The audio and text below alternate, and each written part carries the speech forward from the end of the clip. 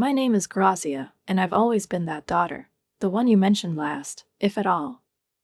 Every Saturday, I drag myself to my parents' house for our traditional family dinner, though lately, I've been finding more and more excuses to skip it.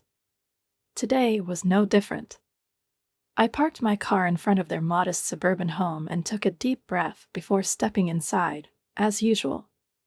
My older sister, Gina, was already there, her husband Ignacio by her side, while their kids, Nilda and Bernardino, were tearing through the living room, leaving behind a trail of toys and candy wrappers. "Grazia, you finally made it," my mother said, barely glancing up from adjusting a floral arrangement on the sideboard. No hugs. No real greeting. "Hi, Mom." "Hi, Dad," I nodded to my father, who didn't even look my way and continued his conversation with Ignacio about some sports game. "Did you hear about Gina's parent-teacher meeting?" My mother perked up immediately, and I knew the usual concert of praise from my older sister was about to begin. The teacher said Nilda is reading 2 grade levels above her age, and Bernardino's soccer coach thinks he might make it onto the city-level team next year. Gina soaked in the attention like a sponge, her smile glowing with self-satisfaction. "Well, I use special reading cards with Nilda every evening, and I take Bernardino to extra training 3 times a week," she chimed in, her voice just a little louder than necessary, just to make sure no one missed a word. I quietly took my seat at the table. My presence was barely noticed. No one asked how my week had been, how work was going, or what was new in my life. They never do. They don't know, and never cared to ask, that 3 months ago, I closed a major project that saved our biggest client from disaster. I received a $50,000 bonus, a promotion to senior project manager, and a salary increase that would eclipse Ignacio's income. "Pass the potatoes, Grazia," Gina said, giving me that look. The one that said, "Poor Grazia. Still single. Still renting. Still nobody." I passed the dish and took a sip of wine. Another little secret of mine. Recently, I'd asked my friend Rachel, a real estate agent, to help me find an apartment to buy. I had saved enough for a down payment, and with my new salary, the mortgage wouldn't be an issue. But why mention it to the family? They'd find a way to turn it into another triumph for Gina. Or worse, be surprised that I could afford it at all. The rest of the dinner unfolded as expected, more glowing talk about Gina, more discussions about Ignacio's work, more stories about their perfect children. I stayed silent, letting their words pass over me. Their opinions stopped mattering a long time ago. A month after that dinner, Rachel called me with exciting news. She'd found the perfect place. A corner apartment with 2 bedrooms, a balcony, and a modern kitchen in an up-and-coming neighborhood. I went to see it that evening and fell in love immediately. "This is it, Rachel," I said, running my hand along the marble countertop. "I want to make an offer." 2 weeks later, I signed the mortgage papers. I was now a homeowner. It was an indescribable feeling: pride, accomplishment, freedom. I thought about telling my family, but decided to wait until the next Saturday dinner. When Saturday came, I drove to my parents' house. The news about the apartment burned inside me, like a hot coal beneath the skin. I imagined how I'd tell them, casually, with a small smile, as if it was no big deal. But when I walked in, something felt off. There was an unusual buzz of excitement in the air. Gina's kids were bouncing higher than usual, their faces glowing with anticipation. My parents looked as if they were standing at the edge of a lifetime of excitement. "What's going on?" I asked, hanging my coat on the old hook by the door. Mom and Dad exchanged glances, as if eager to spill a secret. "We've made a decision," Dad announced, straightening his shoulders. "We're all going on a family vacation to Hawaii. You can come, right?" For a moment, I was caught off guard. I hadn't been on vacation in 2 years. My new role was just beginning, but no major projects were on the horizon. For the first time in a while, I had the chance to take a break. Yeah, I can do that, I said, feeling a flicker of excitement in my chest. Mom's face lit up with a smile. Wonderful. The whole family together in Hawaii. It'll be perfect. Their joy surprised me. It was strange but nice to see someone genuinely happy that I'd be there. Maybe things could be different. Maybe I'd been distancing myself for no reason, hiding behind silence, avoiding connection. We're leaving in 2 weeks, Dad explained.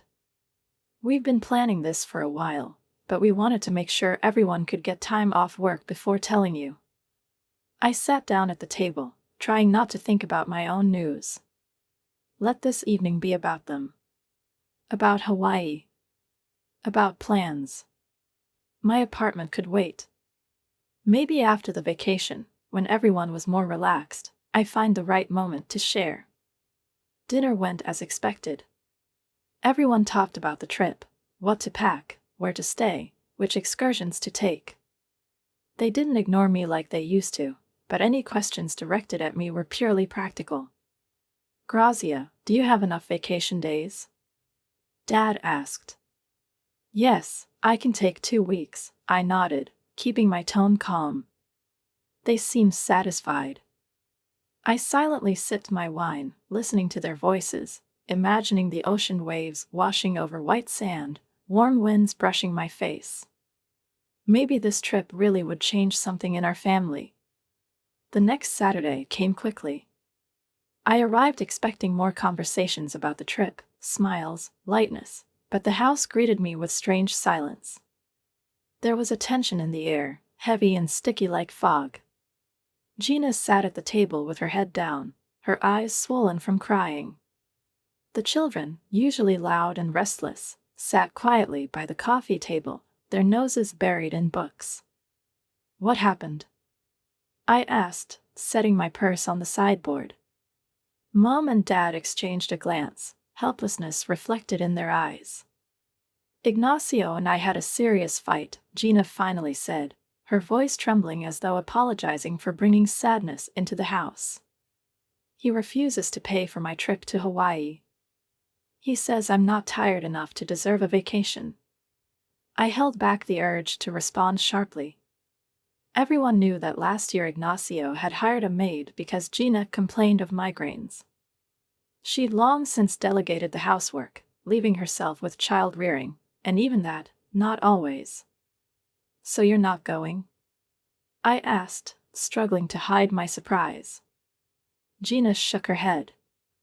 No. Unless he changes his mind. But he won't. He's so stubborn. Mom placed her hand over Dad's, and I noticed her fingers were trembling. We'll plan another family trip. This isn't our only chance, Dad said gently, though his words didn't sound convincing. The rest of the dinner was somber. Everyone comforted Gina, discussing how hard it was to be married to someone who counted every penny.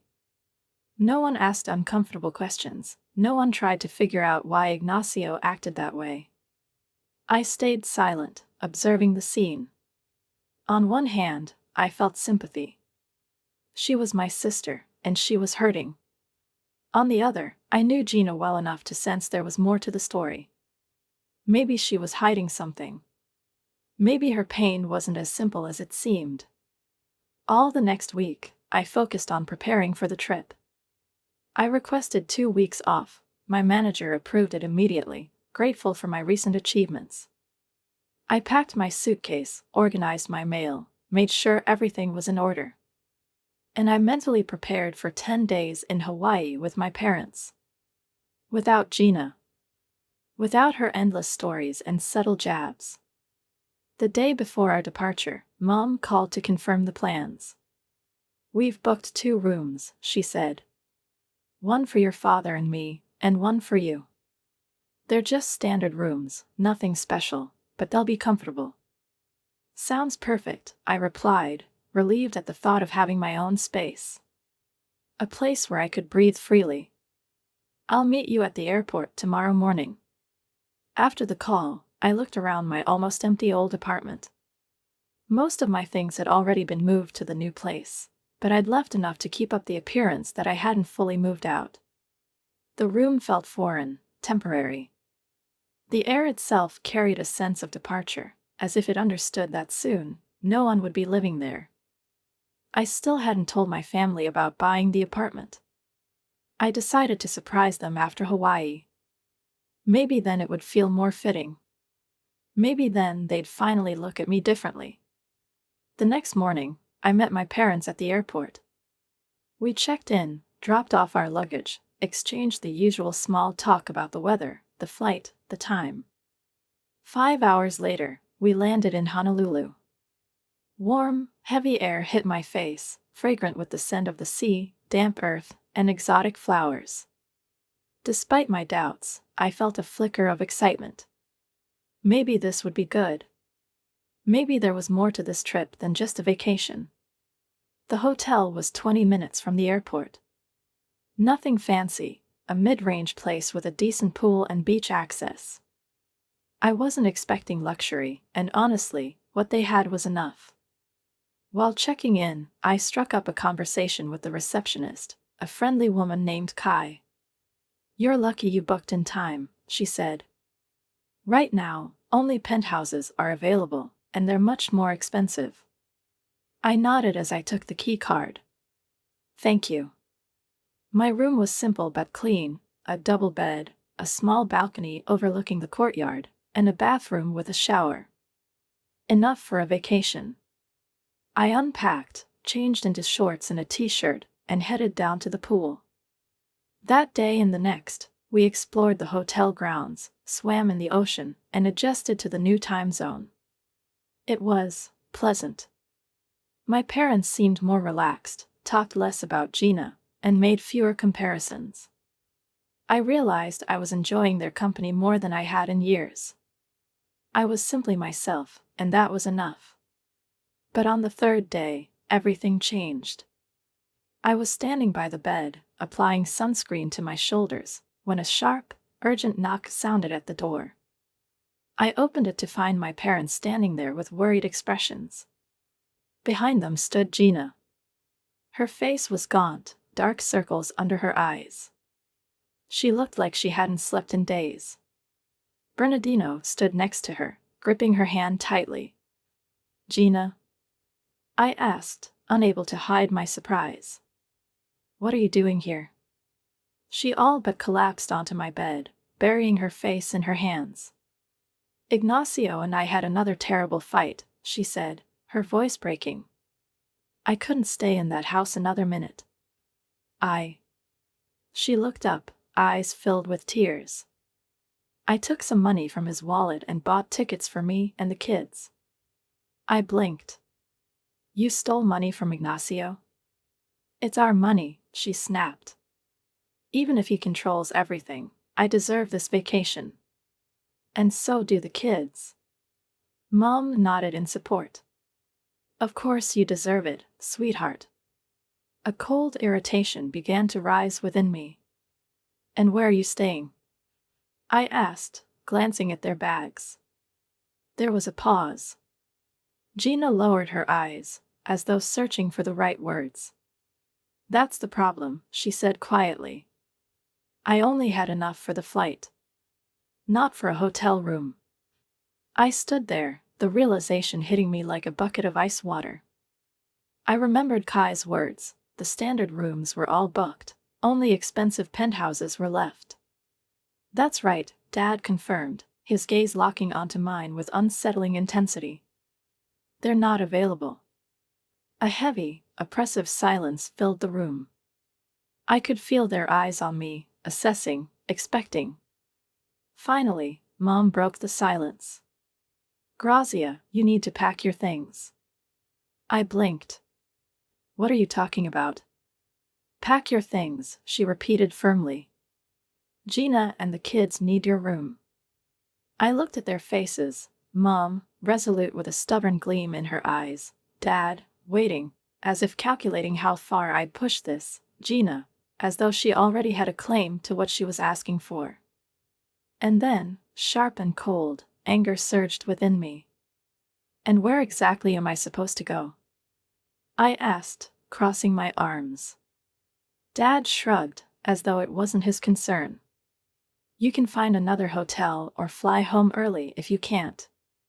Gina deserves this vacation more than you do, Mom added, her voice unwavering, devoid of doubt or regret.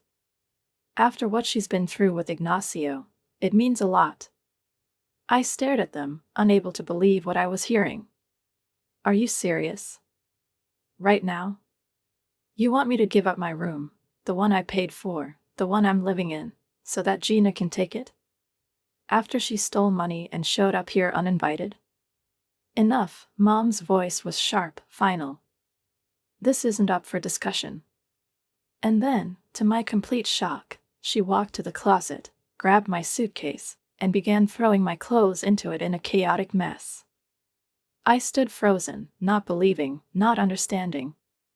Mom, stop, I stepped forward, trying to take the suitcase from her, but she ignored me. She continued, as though she was right, as though this was simple, logical necessity. She shoved my things inside, crumpling them, zipped the suitcase closed, and set it out in the hallway, like something unnecessary. Here, Mom said, setting my suitcase in the hallway. Now Gina and the kids can settle in. I stood frozen. My thoughts tangled, crashing against a wall of disbelief. This was my room. My space. My right. I watched as Gina told the kids to place their backpacks on the bed, my bed. Dad, without a word, gathered my toiletries from the bathroom counter, placing them into a plastic bag as though helping me pack away the last remnants of my dignity. I could have fought back. I could have gone to the front desk and insisted the room was under my name, demanded intervention. I could have caused a scene that the hotel staff would remember for years. But looking at these people who call themselves my family, I realized something inside me had broken. Snapped. And in its place, something solid, crystal clear, took root. Without a word, I grabbed my purse, turned, and walked out, leaving my suitcase behind. It didn't matter anymore. I heard them behind me, already discussing how to settle the kids for the night, as if I'd never been there at all. My first instinct was to book the next flight home, to escape and leave it all behind. But as I reached the front desk, I stopped. An idea sparked in my mind. A memory. Kai. The penthouses. I approached the desk, and Kai looked up. Her friendly smile faltered slightly as she registered my expression. Ms. Wilson, is everything all right? She asked. Not quite, I said, feeling a strange, calm certainty rising within me. But I'm about to fix that. How can I help? You mentioned the penthouses, I said. Kai's eyes widened slightly. Yes, we have them available. But they're significantly more expensive than standard rooms. How much more? I asked. She named the price. 2 years ago, I would have been stunned. But not now. I'll take one, I said, my voice steady. Your best option, please. Kai nodded, and moments later, I followed the bellhop, who silently and professionally retrieved my suitcase from where it had been left in the hallway, like an afterthought. We took a private elevator, and when the doors opened, I stepped into a space that felt like another world, as though it existed in a different reality. The penthouse was breathtakingly spacious. Light walls, furniture that looked like it belonged in a glossy magazine.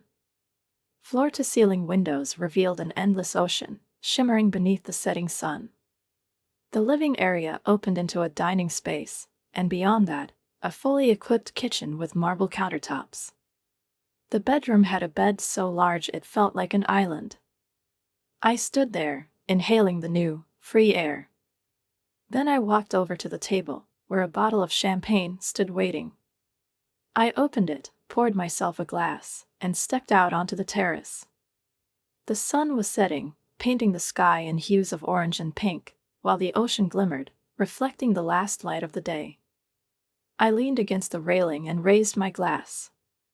To knowing your own worth, I said aloud, taking a long sip. The bubbles sparked on my tongue like fireworks. That night, I slept better than I had in years. Sprawled across a bed with sheets soft as clouds. Alone. At peace. In a space I'd chosen for myself. In the morning, I woke to a soft knock, room service. A tray with exotic fruits, toast, and freshly squeezed juice stood on a pristine white cloth. I carried it out to the terrace, where the warm ocean breeze stirred the curtains. As I ate, gazing out at the endless blue, I felt different. Calm. Free. After breakfast, I decided to head to the beach. Crossing the lobby, I spotted my parents and Gina with the kids by the entrance. They looked as though they were heading to a cheap cafe, too expensive to eat at the hotel.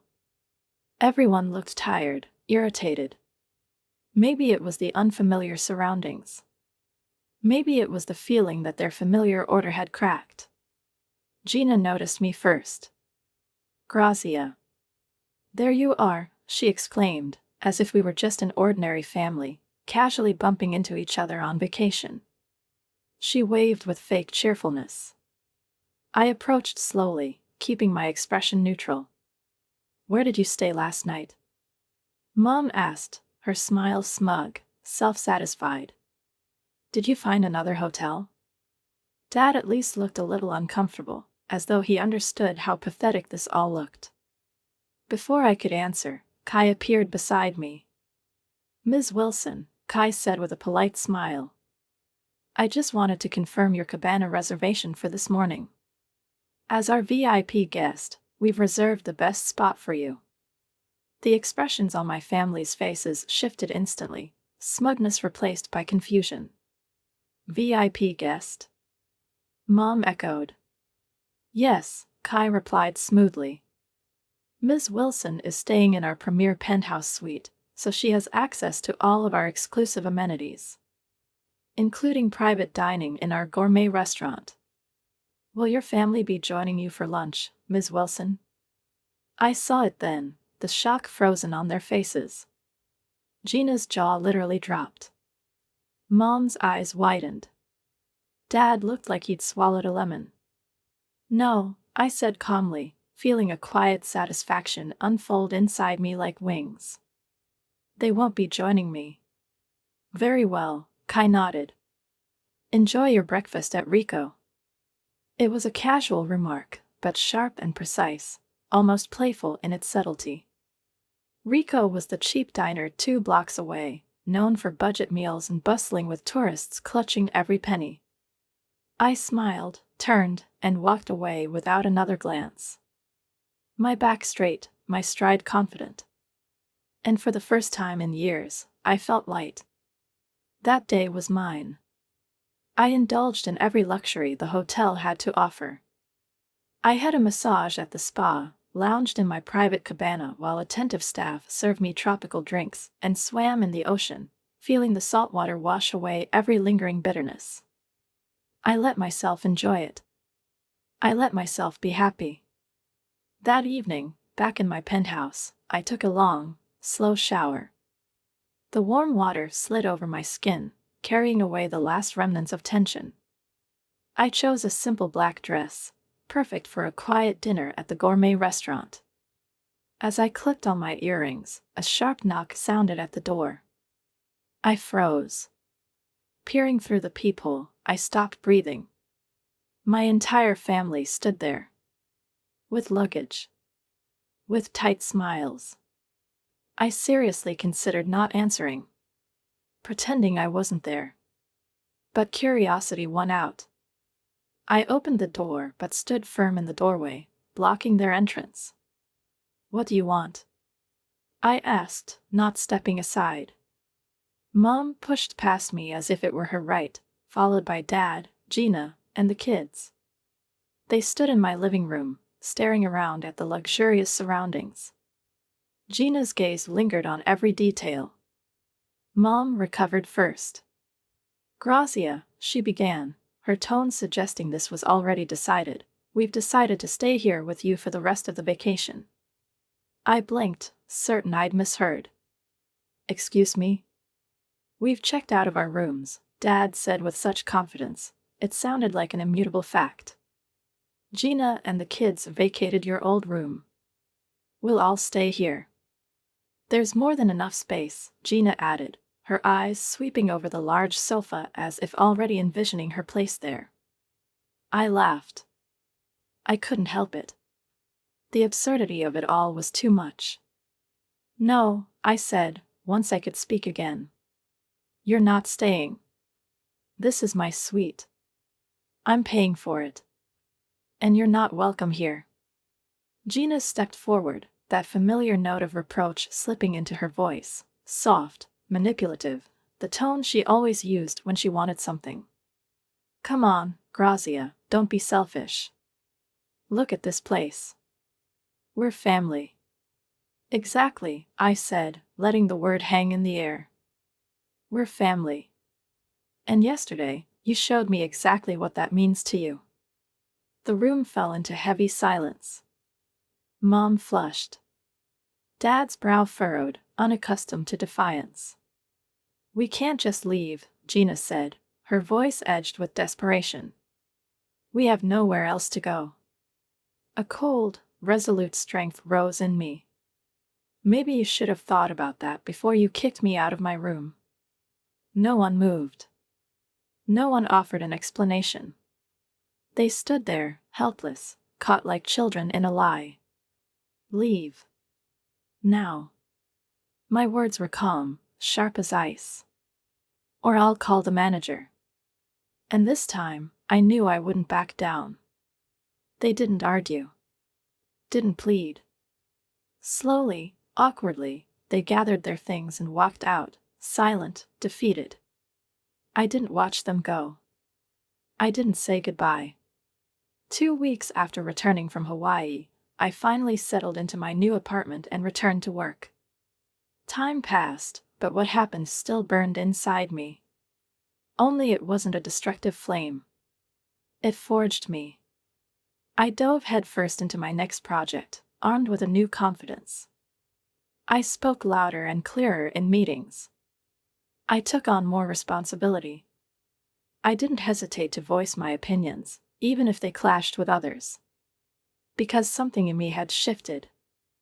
I'd learned the difference between being accommodating and being strong. Between keeping the peace and standing my ground. Between accepting what I was given and demanding what I deserved. And I wasn't going back. My efforts didn't go unnoticed. My colleagues listened, and management took note. I could feel it, step by step. I was claiming my place in a world where my hard work and achievements were finally being recognized. And yet, despite my growing confidence, a ripple of anxiety ran through me one afternoon when my phone rang. My mother's number flashed on the screen. I'd been expecting this call, knowing it would come eventually, but still, I froze, like bracing for a cold gust of wind. Hello, Grazia. Where are you? Her voice was sharp, accusatory, as though my disappearance was a personal offense. We went to your old apartment, and they said you don't live there anymore. That's correct, I replied calmly. I moved. There was a pause on the other end. I could almost hear the gears turning in her mind, weighing how to process the news. You moved. Her voice softened, curiosity edging in, almost coaxing. Can we know your new address? I think it's time we all talked. Cleared the air. There was a strained politeness to her words, but beneath it, I caught the tense, urgent whisper of Gina in the background. Something quick. Something nervous. As if they'd already been discussing how to approach this. I bought my own place, I said. With a mortgage. The silence that followed was heavy, like a starless night. I could almost hear them holding their breath. You bought an apartment? Mom finally repeated. When? How? About 2 months ago, I answered. I got a promotion and a significant raise. Plus, a bonus for closing a major project last year. Silence again. Then, carefully. Why didn't you tell us? I let out a humorless laugh. When exactly would I have told you? At one of those family dinners where you only talk about Gina? Or maybe in Hawaii, when you kicked me out of my own hotel room? This silence was different. Heavier. Sharper. We need to meet and talk about this, Mom said at last. Families shouldn't drift apart. What's your address? We'll come by this weekend. I took a deep breath.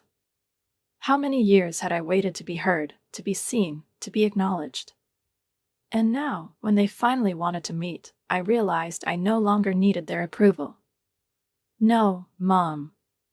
I'm not giving you my address. And I don't want to meet. Right now, I need space. From all of you. There was a pause, and then her voice turned sharp, like a blade. Grazia, we're your family. You can't just cut us off. Actually, I can, I said. And until you all understand why your behavior was unacceptable, that's exactly what I'm going to do. I hung up before she could reply. I sat there, staring at the wall, feeling my heartbeat echo in my throat. But there was more determination in me than doubt. The following months were a test. My family tried to re-establish contact in every way they could. They called, texted, sent emails to my work address. Sometimes their words were angry and accusatory. Sometimes they were pleading, almost pitiful. Sometimes they were manipulative. You're needed. You can't do this to us. This isn't right. I deleted most of the messages without reading them. Through mutual acquaintances, I heard that Gina and Ignacio were having serious problems. The Hawaii incident had been the final straw. Now they were moving towards divorce. I felt a brief flicker of sympathy, mainly for the children. But I reminded myself that Gina had made her own choices. It wasn't my responsibility. And my life moved forward. I got another promotion. I made new friends in a hiking club, learning to let go of the past and allow myself to enjoy the present. I started dating someone I'd met at a work conference. It was easy. Simple. No expectations, no demands. My apartment became a real home. Every piece of furniture was chosen by me. Every corner was designed for me. It was my refuge. A place where I could breathe and be myself. Sometimes I thought about reconciliation. Maybe, someday. If they showed genuine remorse, if they were willing to change. If they understood how much their actions had hurt me. But I wasn't holding my breath. I wasn't putting my life on hold, waiting for that to happen. Right now, I was choosing me. Every day. Share your thoughts about this story in the comments, and don't forget to subscribe and leave a like. See you soon.